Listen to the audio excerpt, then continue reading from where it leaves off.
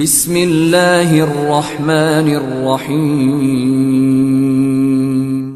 الحمدللہ الذی كتب الآثار ونسخ الآجال والقلوب عنده مفضیہ والسر عنده علانیہ الحلال ما أحل والحرام ما حرم الدین ما شرع والأمر ما قضى الخلق خلق والعبد عبد وهو الله الرؤوف الرحيم وأشهد أن لا إله إلا الله وحده لا شريك له وأشهد أن سيدنا وسندنا وحبيبنا وحبيب ربنا وطبيبنا وطبيب قلوبنا ومولانا محمدا عبده ورسوله.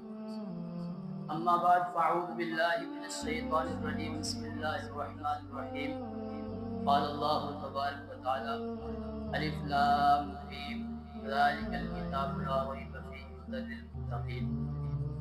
وقال الله تبارك وتعالى في مقام آخر إنا نحن نزلنا الذكر وإنا له لحافظون. وقال رسول الله صلى الله عليه وسلم إن لله أهلين من الناس. قالوا من هم يا رسول الله؟ قال أهل القرآن أو كما قال عليه الصلاة والسلام. گمراہ نہ ملے گا تمہیں شیطان سے بدتر، گمراہ نہ ملے گا تمہیں شیطان سے بدتر، ہادی نہ ملے گا تمہیں قرآن سے بہتر. کیوں نہ ہو ممتاز اسلام، کیوں نہ ہو ممتاز اسلام دنیا بھر کے دلوں میں، وہاں مذہب کتابوں میں یہاں قرآن سینوں. میرے قابل احترام بزرگوں، دوستوں، عزیز بھائیوں، یہ تو مولانا نے زیادتی کی مجھے بیان کر کہہ کے. استاد محترم بیٹھے ہوئے ہیں، آپ بھی بڑی عمر میں اساتذہ کی طرح میرے، لیکن الامر فوق العدد، حکم عدد سے بڑھ جاتا ہے. حکم تھا اس لیے بیٹھ گیا. یہ ہماری جو تقریب ہے یہ ختم قرآن کی، تکمیل قرآن کی ہے. سب سے پہلے میں حضرت مولانا عبد الوحید صاحب ان کو مبارکباد پیش کرتا ہوں کہ جنہوں نے اللہ کی توفیق سے پورے کا پورا قرآن تراویح کی طرح سنایا. اور اس جماعت کو بھی مبارکباد پیش کرتا ہوں جس جماعت نے اللہ کی توفیق سے تراویح کے اندر سارا قرآن سنا ہے.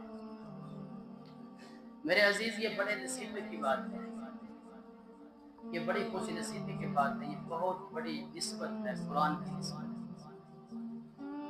حافظ کو قرآن کی نسبت ملی تو مصلی کا وارث بن جاتے ہیں. رمضان کو قرآن کی نسبت ملی تو سارے مہینوں کا سردار بن گیا. اللہ کے محبوب علیہ السلام کو جب قرآن کی نسبت ہوئی تو محمد رسول اللہ کہنا شروع کیا. اور رات کو جب قرآن کے ساتھ نسبت ہوئی تو رات ساری راتوں سے اعلیٰ اور افضل بن گئی. اب اس کا صلہ ہم مولانا کو کیا دے سکتے ہیں؟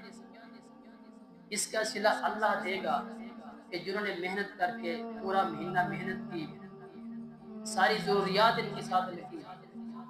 ہم سارے کے سارے عید کی تیاری میں لگے ہوئے، کوئی پیسے جمع کر رہا ہے، کوئی کپڑے خریدوں گا، جوتے خریدوں گا، اپنے بچوں کے سامان خریدوں گا، اور یہ اللہ کا قرآن سنانے میں مصروف ہے.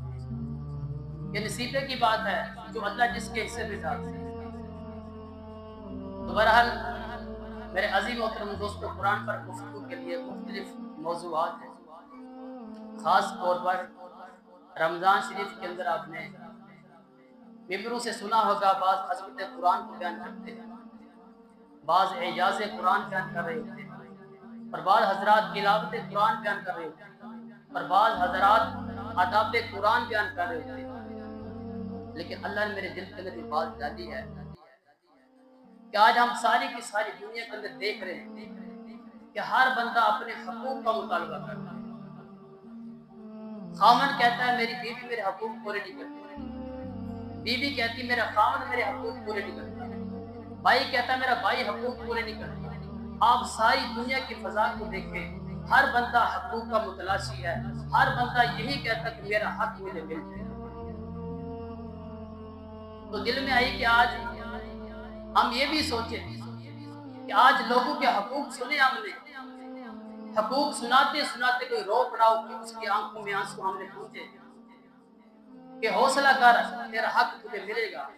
کبھی ہم نے سوچا کہ ہمارے قرآن کا ہمارے اوپر کیا، قرآن کیا فریاد کرتا ہے، رو رو کے قرآن ہمیں کیا کہہ رہا ہے؟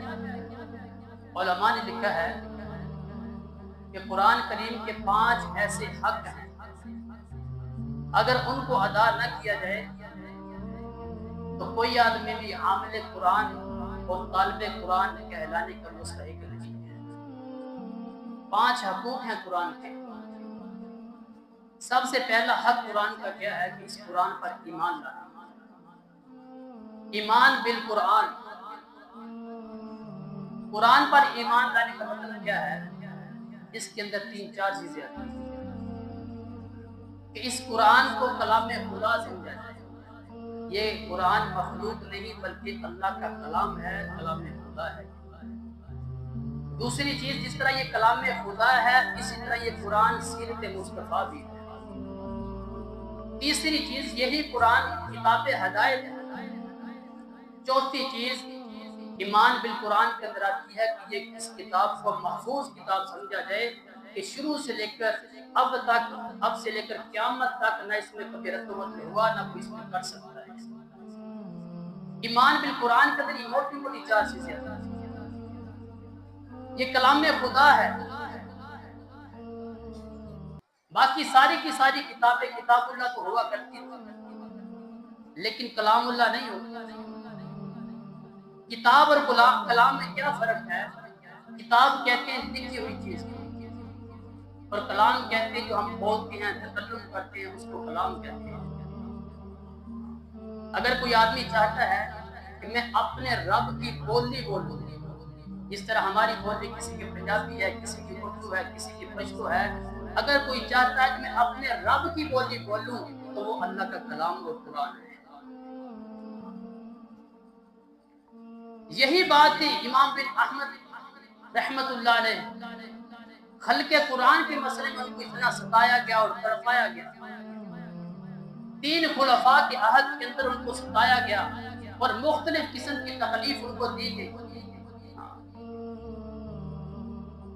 کبھی ہاتھ کڑیاں لگا دی جاتی، کبھی بیڑیوں میں بند کر دیا جاتا، اور کبھی بھاری زنجیروں میں ان کو لپٹ دیا جاتا، اور کبھی نظر بند کر دیا جاتا، اور کبھی قید تنہائی کے اندر ان کو بند کر دیا جاتا۔ لیکن اس عظیم آدمی کے عظیم ارادے پر قربان اتنی تکالیف برداشت کرنے کے باوجود انہوں نے کہا کہ میرا فتویٰ یہی ہے، یہ قرآن مخلوق نہیں رب کا کلام ہے۔ اور اسی وجہ سے میرے عظیم محترم دوستوں، یہی وجہ ہے کہ جتنی پہلے آسمانی کتابیں آئیں، صرف واحد قرآن کریم ایک ایسی کتاب ہے جس کو اللہ رب العزت نے اپنے محبوب علیہ السلام پر نازل کیا، جیسے نازل کیا ویسے ہی آج موجود ہے۔ جیسے اللہ بے عیب ہے، اللہ کا کلام بھی بے عیب ہے۔ جیسے اللہ ہمیشہ کے لیے باقی ہے، اللہ کا قرآن بھی ہمیشہ کے لیے باقی ہے۔ جیسے اللہ فنا سے پاک ہے، اللہ کا کلام بھی فنا سے پاک ہے۔ اس کی حفاظت یہ اسی لیے ہے کہ یہ کلام خدا ہے، اللہ کا کلام جو ہے محفوظ ہے۔ آج پوری دنیا کے اندر کوئی کتاب بھی محفوظ نہیں، سب میں ترمیم ہو چکی ہے، بلکہ ہم دنیا کفر سے چیلنج سے کہتے ہیں، اے یہودیوں اپنی تورات لے کر آؤ، اے عیسائیوں تم اپنی انجیل لے کر آؤ، اے سکھوں اپنی گرنتھ لے کر آؤ، اے ہندوؤں تم اپنی وید لے کر آؤ۔ ہم اپنے اللہ کا کلام لے کر آتے ہیں، اپنے محبوب پر نازل ہونے والی رحمت والی کتاب لے کر آتے ہیں۔ تم اپنی کتابیں پیش کرو، ہم اپنی کتاب پیش کرتے ہیں۔ تم اپنی کتابیں پیش کرو، ہم اللہ کا کلام پیش کرتے ہیں۔ بلکہ یہ کتابیں پہلی سے دوسری دفعہ جب چھپی، ان کے نسخے بدل گئے، ان کی عبارتیں بدل گئی، بلکہ جس زبان کے اندر یہ کتابیں نازل ہوئی وہ زبانیں دنیا سے ختم ہو گئی۔ لیکن قرآن اپنی آن اور شان سے باقی ہے، اور 1500 سال گزر جانے کے بعد بھی یہ قرآن اعلان کرتا ہے، لوگوں اگر کسی کے اندر طاقت ہے تو اس جیسی مثال پیش کر کے قرآن محفوظ کتاب ہے۔ اس پر ہمارا ایمان، حروف کو ملا کر لفظ بناؤ، لفظ کو الفاظ کو ملا کر کلمے بناؤ، کلمے کو ملا کر جملے بناؤ، جملے کو ملا کر آیتیں بناؤ، آیتوں کو ملا کر صورتیں ملاؤ، صورتوں کو ملا کر منزلیں بناؤ، منزل ملا کے پورا قرآن بناؤ۔ پورے قرآن کے 30 پارے ہیں، 7 منزلیں ہیں، 558 رکوع ہیں، 6666 آیتیں ہیں، 1771 مدیں ہیں، 1274 شدیں ہیں، اور 3,21,250 حروف ہیں۔ جس طرح اللہ نے اپنے محبوب پر نازل کیا، آج بھی اسی طرح یہ قرآن محفوظ ہے۔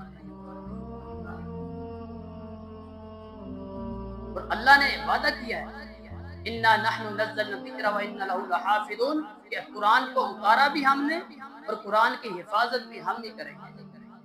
اور میرے عزیز، اللہ نے قرآن کی حفاظت کا کچھ اس انداز سے ترتیب بنائی۔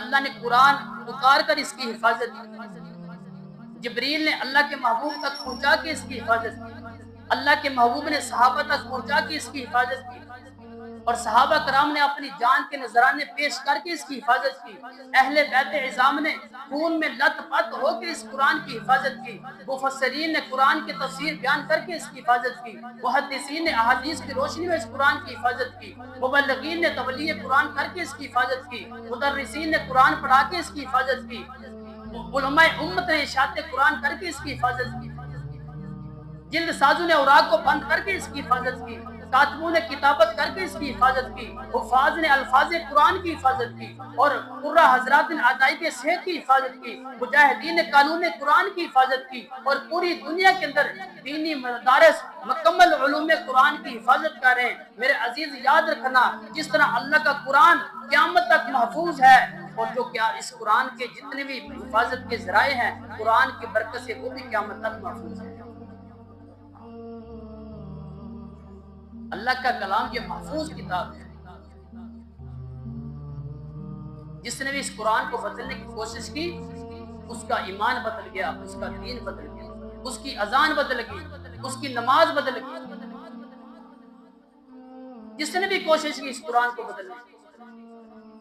اور میرے عظیم محترم دوستو، اللہ کے محبوب علیہ السلام کی حدیث مبارکہ ہے کہ بعض دفعہ ایسے ہوتا ہے اللہ پاک کسی فاجر آدمی سے بھی دین کی خدمت لے لیتے ہیں۔ ان اللہ تعالی لا یؤید هذا الدین بالرجل الفاجر، کہ کبھی کبھار ایسے ہوتا ہے اللہ پاک کسی فاجر آدمی سے بھی دین کا کام لے لیتے ہیں۔ حجاج بن یوسف، سارے آپ حضرات جانتے ہیں، تاریخ کی کتابیں کھول کے دیکھیں کہ یہ وہ آدمی جس کی تلوار کے خون کے صحابہ کے خون کے قطرے اس کی تلوار سے ٹپکے ہیں، اتنا بڑا ظالم اور جابر آدمی تھا، لیکن اللہ نے اس سے قرآن کی خدمت لی۔ قرآن کے اندر جو زیر زبر پیش لگے ہیں، یہ اس کی مرہون منت ہے۔ اب یہ کام کروا رہا تھا، یہودیوں کا ایک وفد آیا، آ کے کہنے لگا کہ آپ اپنے مذہب کا کام کر رہے ہیں، اپنے دین کا کام کر رہے ہو، ہماری ایک درخواست اگر آپ مان لو۔ تو حجاج بن یوسف نے کہا کہ بتاؤ کیا ہے۔ تو وفد کے اندر یہودیوں کے علماء بھی تھے، انہوں نے کہا کہ آپ کے قرآن کے اندر ایک واقعہ لکھا ہوا ہے حضرت موسیٰ علیہ السلام اور حضرت خضر علیہ السلام، سورہ کہف کے اندر اس کی ساری تفصیل لکھی ہوئی۔ آپ ایسے کریں، وہاں یہ الفاظ ہیں فَأَبَوْا أَن يُزَيِّفُوهُمْ، کہ نبیوں نے جس بستی کے اندر رات گزاری ان سے کھانا طلب کیا، لیکن بستی والوں نے کھانا دینے سے انکار کر دیا، ان حضرات کی مہمان نوازی سے انکار کیا۔ تو یہودی کہنے لگے ابو کی جگہ آپ اتو لکھ دو۔ ابو کا معنی ہوتا ہے انکار کر دیا، اتو کا معنی ہوتا ہے انہوں نے کھانا دے دیا۔ حجاج بن یوسف سے کہنے لگے آپ کا بگڑے گا کچھ نہیں، لیکن ہمارا کام بن جائے گا، ورنہ ہماری باپ دادا کی ناک کٹ جائے گی۔ حجاج بن یوسف نے بڑے تحمل سے برداشت سے یہ جملے سنے اور کہا کہ یہ مہمان خانہ ہے، آپ ادھر جاؤ، آپ کا اکرام کروں گا۔ گھر میں چلا گیا اور تلوار لی، تلوار لے کے کہا اے میرے مولا، اے میرے رب، تو جانتا ہے میں جابر ہوں، میں ظالم ہوں، میں نے تیرے محبوب کے صحابہ کا قتل کیا ہے، لیکن جس قرآن کی تو نے ذمہ داری لی ہے، جس کی حفاظت کی تو نے ذمہ داری لی ہے، اس میں کوئی مجھے رد و بدل کے لیے کہتا ہے، یہ مجھ سے برداشت نہیں ہوتا۔ تو تو حجاج بن یوسف نے کیا کیا، وہ جو 10 آدمی کا وفد آیا تھا ایک سب میں کھڑا کر کے سب کی گردنیں اڑا دی کہ یہ مجھ سے برداشت نہیں، کیونکہ اس قرآن کی حفاظت رب نے کی ہوئی، اس کا محافظ رب ہے۔ جس طرح یہ کلام خدا ہے اسی طرح یہ سیرت مصطفیٰ بھی ہے۔ اور یاد رکھنا کہ کوئی دنیا کے اندر کتاب کسی نبی کی سیرت نہیں ہوتی، یہ واحد قرآن ہے جو اپنے نبی کی سیرت ہے۔ قرآن کے اندر جو حال ہے میرے نبی کی سیرت میں وہ حال ہے، قرآن کے اندر جو نقش و دال ہے میرے محبوب کی سیرت کے وہ اعمال ہیں۔ اگر قرآن علم ہے تو میرے نبی عمل ہیں، اگر قرآن اجمال ہے تو میرے نبی اس کی تفصیل ہیں، اگر قرآن متن ہے تو میرے نبی اس کی تشریح ہیں، اگر قرآن ذکر ہے تو میرے نبی اس کے ذاکر ہیں، اگر قرآن نصیحت ہے تو میرے نبی اس کے ناصح ہیں، اگر قرآن واعظ ہے تو میرے نبی اس کے واعظ ہیں، اگر قرآن رحمت ہے تو میرے نبی رحمت للعالمین ہیں، اگر قرآن نور ہے تو میرے نبی سراج منیر۔ ام المومنین سیدہ عائشہ رضی اللہ تعالیٰ عنہ، ان سے کسی پوچھنے والا نے پوچھا امی جان آپ مجھے بتائیں گی کہ اللہ کے نبی کی سیرت کیا ہے، آپ مجھے سمجھائیں گی کہ اللہ کے نبی کی سیرت کیا ہے؟ آپ نے فرمایا بیٹا تم نے قرآن نہیں پڑھا؟ امی جان قرآن تو میں روزانہ پڑھتا ہوں، میں تو اللہ کے نبی کی سیرت کے بارے میں آپ سے پوچھنا چاہتا ہوں۔ اما عائشہ نے جواب دیا اور وہ جواب ایسا تھا کہ سمندر کو کوزے کے اندر بند کرنے کی طرح تھا۔ آپ نے فرمایا کانا خلق القرآن، یہ سارا قرآن میرے نبی کی سیرت ہے۔ میرے عظیم محترم دوستو، میرے نبی کی سیرت ہیر رانجھا کے قصوں میں نہیں ہے، سونی مہیوال کے افسانوں میں میرے نبی کی سیرت نہیں ہے، لیلا مجنو کے قصوں میں میرے نبی کی سیرت نہیں ہے۔ میرے نبی کی سیرت قرآن کے اندر ہے یا خود محبوب کے فرمان کے اندر ہے۔ جس قرآن کو ایمان بالقرآن کے اندر سب سے پہلی چیز میں نے کہا کہ یہ قرآن کلام اللہ ہے اور یہ قرآن محفوظ کتاب ہے اور یہ قرآن سیرت مصطفیٰ ہے۔ چوتھی چیز جو اس کے اندر مانی جاتی ہے تب ہمارا ایمان مکمل ہوگا کہ یہ کتاب ہدایت کتاب ہے، یہ ہدایت کی کتاب ہے۔ اللہ کے محبوب علیہ السلام کی حدیث مبارکہ ہے ان اللہ تعالی یرفع بهذا الكتاب اقواما ویضع به آخرین، کہ اللہ پاک اس کتاب کی وجہ سے کتنی قوموں کو بلند کر دیتا ہے اور اسی کتاب کی وجہ سے کتنے لوگ ذلیل اور بدبخت بن جاتے ہیں۔ اس قرآن کی مثال ایک بارش جیسی ہے، آسمان سے جیسے بارش آتی ہے، یہ قرآن بھی اوپر آسمان سے آیا، جیسے بارش کا پانی صاف ستھرا ہوتا ہے اس طرح یہ قرآن کے احکام بھی واضح اور صاف ستھرے ہیں۔ اگر وہ بارش اچھی زمین پر ہو تو اس کے پھول پھال اگتے ہیں، خوشبوئیں اگتی ہیں۔ اگر بارش کسی ایسی زمین پر ہو جائے جو زمین بنجر ہے، جو زمین بیکار ہے، ردی ہے، اگر پورا کرکٹ والی زمین پر قرآن کی بارش ہوتی ہے، بارش ہو جائے تو وہاں سے بدبو اٹھتی ہے۔ یہ قرآن کی بارش ابو جہل کے دل پر ہوئی، اس کا دل ردی تھا، بیکار تھا، کلر تھا، لیکن اس سے بدبو نکلی تو قرآن سے فائدہ نہیں اٹھا سکا، فائدہ اٹھانے کے بجائے ذلیل ہوا، بدبخت ہوا۔ اسی طرح ابو لہب کا معاملہ ہوا، اسی طرح سارے منافقین کا معاملہ ہوا۔ میرے دوستو، جب قرآن کی بارش صحابہ کے دل پر ہوئی تو وہاں سے پھول نکلے، خوشبوئیں نکلی۔ قرآن کی بارش ابو بکر کے دل پر ہوئی تو صدیق اکبر بن گئے، قرآن کی بارش عمر پر ہوئی، عمر فاروق بن گئے، قرآن کی بارش عثمان پر ہوئی، عثمان ذوالنورین بن گئے، قرآن کی بارش حضرت علی کے دل پر ہوئی تو حیدر قرار بن گئے، قرآن کی بارش ابو ذر کے دل پر ہوئی تو فقر کا بادشاہ بن گئے، قرآن کی بارش ابو ہریرہ کے دل پر ہوئی تو حافظ الحدیث بن گئے، قرآن کی بارش حضرت حمزہ پر ہوئی سید الشہداء بن گئے، قرآن کی بارش حضرت حنظلہ کے دل پر ہوئی تو غسیل الملائکہ بن گئے، قرآن کی بارش حضرت بلال کے دل پر ہوئی۔ کون بلال؟ عربی نہیں اجمی ہے، سید نہیں حبشی ہے، خوبصورت نہیں سانولا ہے، اپنا نہیں پرایا ہے، قریب کا نہیں دور کا ہے، گورا نہیں کالا ہے، لیکن دل صاف ہے۔ آپ کے دل پر جب قرآن کی بارش ہوئی، چلتے زمین پر تھے، قدموں کے ہٹ عرش پر سنائی دی۔ تو یہ قرآن کتاب ہدایت ہے۔ تو قرآن کا سب سے پہلا حق یہ ہے کہ اس قرآن پر ایمان رکھا جائے. ایمان کے اندر میں نے 4 چیزیں آپ کو بتائی. اس کو کلام اللہ ماننا، اور اس کو محفوظ کتاب ماننا، اور اس کو کتاب ہدایت ماننا، اور اس کو سیرت مصطفیٰ ماننا. اور قرآن کا دوسرا حق یہ ہے، مختصر کرتا ہوں ٹائم زیادہ ہو گیا، تھک گئے آپ. قرآن کا دوسرا حق یہ ہے کہ اس قرآن کو پڑھا جائے. اور یاد رکھنا کہ پوری دنیا میں کوئی کتاب تلاوت نہیں ہوتی، صرف یہ واحد قرآن ہے جس کی تلاوت پر اللہ نے اجر و ثواب رکھا ہوا ہے.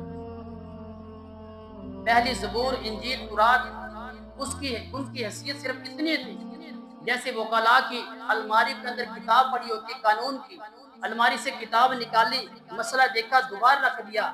زبور کی بھی ایسی حیثیت تھی، انجیل کی بھی ایسی حیثیت تھی، تورات کی بھی ایسی حیثیت تھی. لیکن میرے اور آپ کے قرآن کی حیثیت کیا ہے کہ جو آدمی اللہ کی حضرت علی شیر خدا رضی اللہ عنہ کی حدیث مبارکہ ہے کہ جو آدمی اس قرآن کو نماز کے اندر کھڑے ہو کے پڑھتا ہے، ہر حرف کے بدلے اس کو 100 نیکی دی جاتی ہے. جو بیٹھ کے پڑھتا ہے ہر حرف کے بدلے اس کو 50 نیکی دی جاتی ہے. جو نماز سے ہٹ کر وضو کی حالت میں پڑھتا ہے ہر حرف کے بدلے اس کو 25 نیکیاں دی جاتی ہیں. جو زبانی قرآن پڑھتا ہے ہر حرف کے بدلے اس کو 10 نیکیاں دی جاتی ہیں. جو قرآن پڑھتا نہیں صرف قرآن سنتا ہے، جیسے آپ نے تراویح میں قرآن سنا اور مولانا نے سنایا، ہر حرف کے بدلے اس کو ایک نیکی دی جاتی ہے.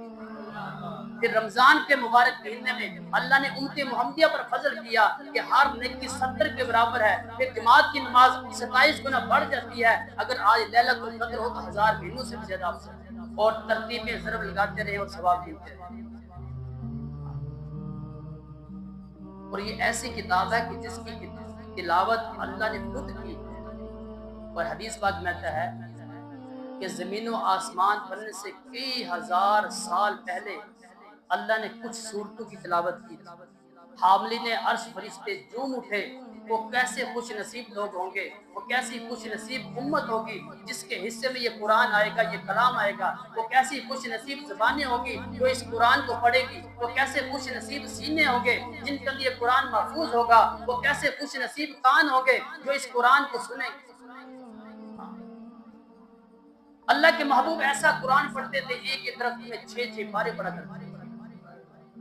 حضرت جبریل بھی اس قرآن کی تلاوت کرتے تھے. ہر سال رمضان شریف میں آتے تھے، اللہ کے محبوب کے ساتھ دور کیا کرتے تھے. جیسے حافظ ایک دوسرے کو سناتے ہیں، اللہ کے نبی اور جبریل علیہ السلام ایک دوسرے کو سنایا کرتے تھے. اور میرے عظیم محترم دوستو، حضرت ابوبکر کی تلاوت کا کیا کہنا. حضرت عمر قرآن سن کے دل بدلا اور تلوار لے کر اللہ کے محبوب کو نعوذ باللہ قتل کرنے کے لیے آئے تھے. یہی قرآن ہے، جب سنا دل بدلا اور اللہ کے نبی کی خدمت میں حاضر ہوئے اور کلمہ شہادت پڑھا. حضرت عثمان کے کیا کہنے، کلمہ پڑھا سامنے قرآن بن کر، زندگی گزاری کاری قرآن بن کر، دور حکومت گزارا ناشر قرآن بن کر، اور دنیا سے گئے تو شہید قرآن بن کر. اکابرین کی ہم زندگی پڑھیں، ایسے قرآن کی تلاوت کیا کرتے تھے. امام اعظم ابو حنیفہ رحمۃ اللہ علیہ رمضان شریف کے اندر 61 قرآن پر ختم کیا کرتے تھے. ایک دن کو پڑھتے تھے، ایک رات کو پڑھتے تھے، ایک تراویح کے اندر ختم کیا کرتے تھے.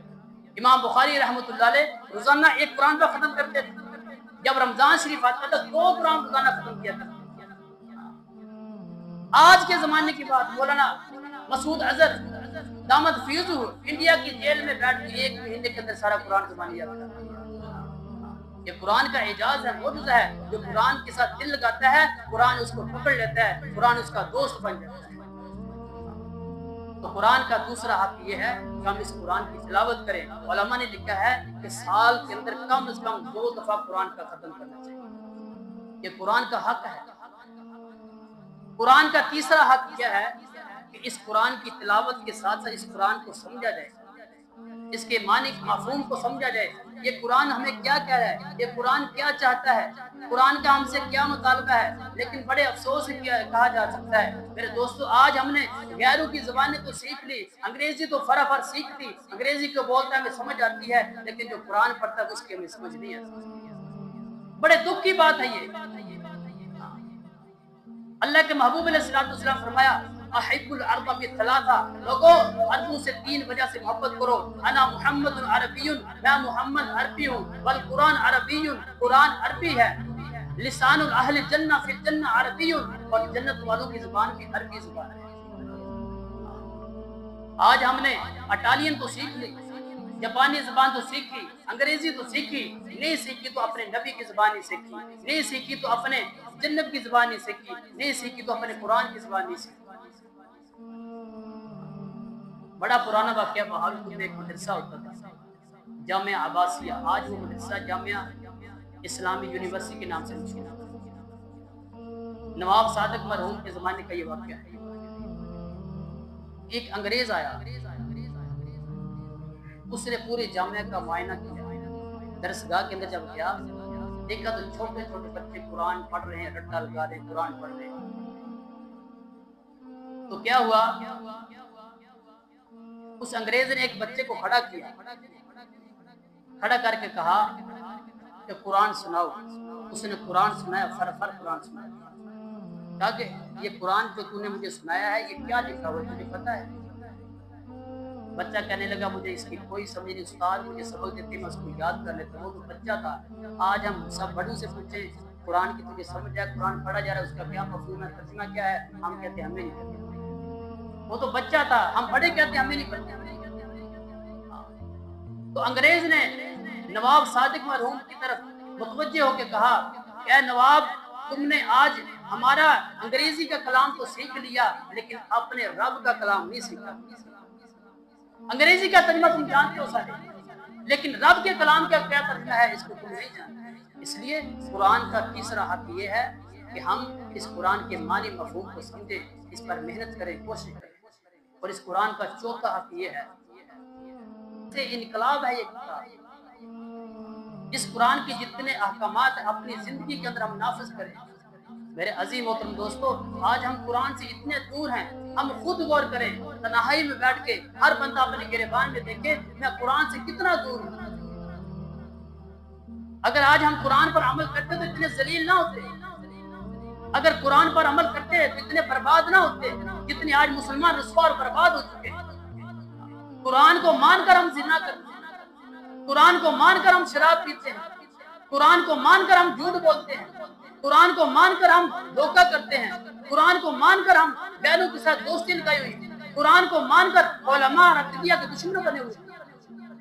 کیا یہ کوئی منافقت تو نہیں؟ اس سے بڑی بے وفائی قرآن سے کیا ہو سکتی ہے؟ اس سے بڑا بے عملی کیا ہو سکتی ہے قرآن کی سے؟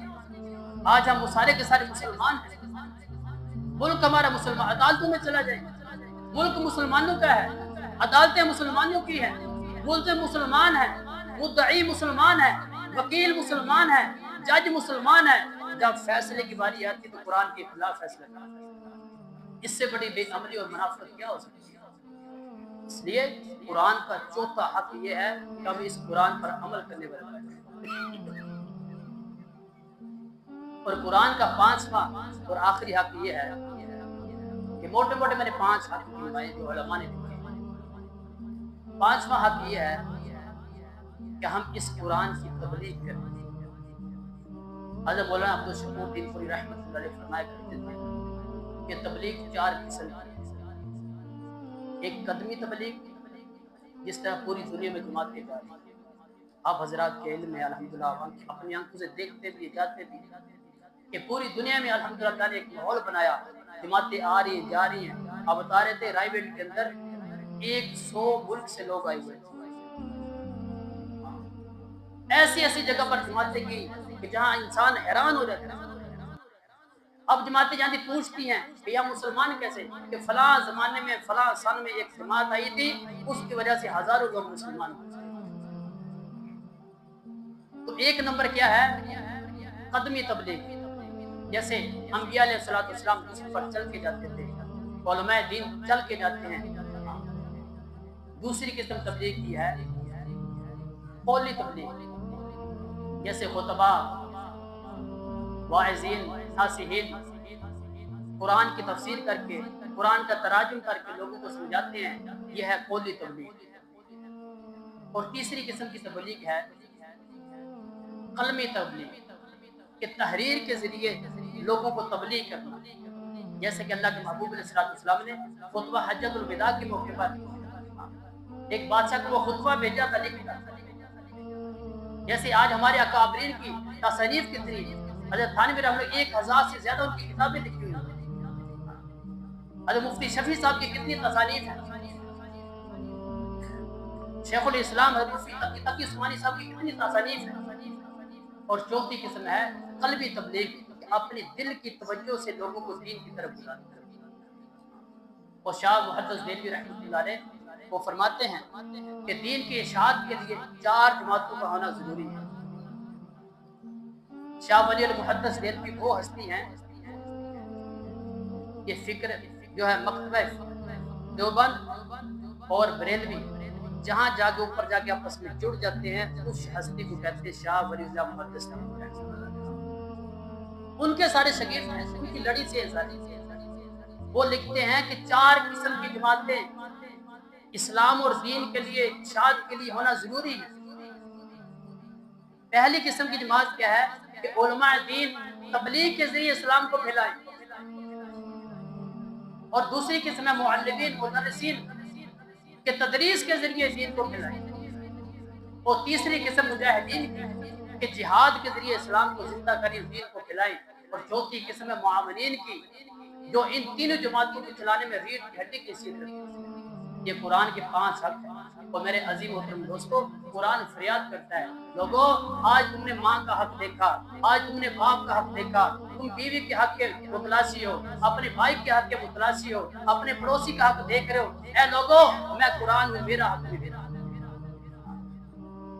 بڑی عجیب نظم لکھی ہوئی ہے، کہتے ہیں تاکوں میں سجایا جاتا ہوں،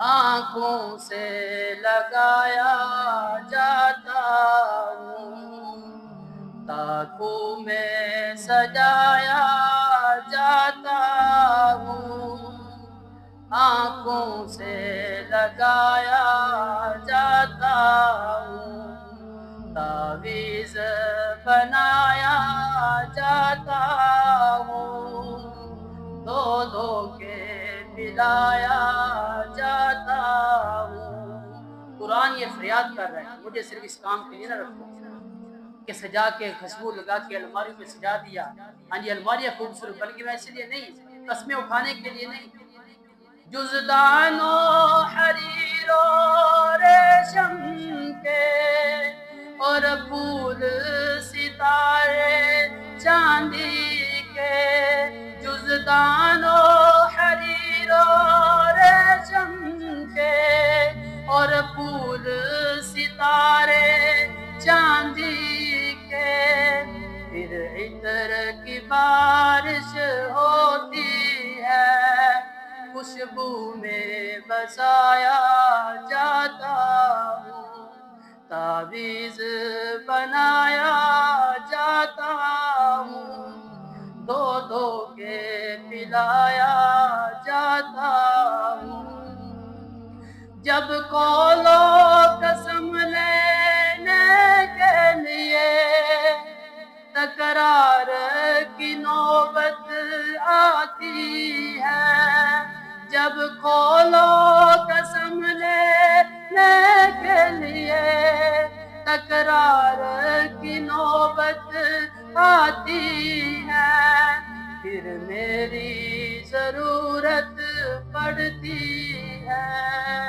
ہاتھوں پہ اٹھایا جاتا ہوں، پھر میری ضرورت پڑتی ہے، ہاتھوں پہ اٹھایا جاتا ہوں، تعویذ بنایا جاتا ہوں، دو دو کے پلایا جاتا ہوں، نیکی پہ بدی کا غلبہ ہے، سچائی سے بڑھ کر دھوکا ہے، نیکی پہ بدی کا غلبہ ہے، سچائی سے بڑھ کر دھوکا ہے، ایک بار ہنسایا جاتا ہوں، 100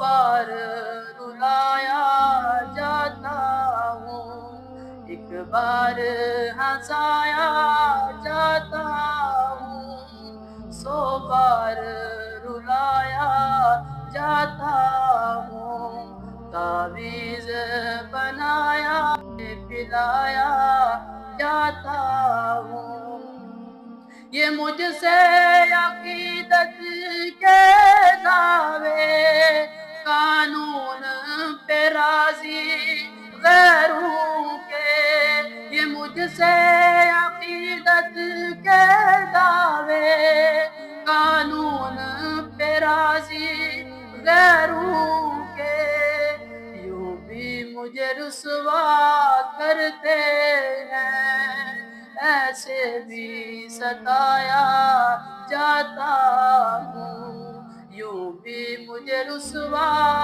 کرتے ہیں، ایسے بھی ستایا جاتا ہوں، تعویذ بنایا جاتا ہوں، دو دو کے پلایا جاتا ہوں، کس بزم میں مجھ کو بار نہیں، کس عرس میں میری دھوم نہیں، کس بزم میں مجھ کو بار نہیں، کس عرس میں میری دھوم نہیں، پھر بھی میں اکیلا رہتا ہوں، مجھ سا بھی کوئی مظلوم نہیں، پھر بھی میں اکیلا رہتا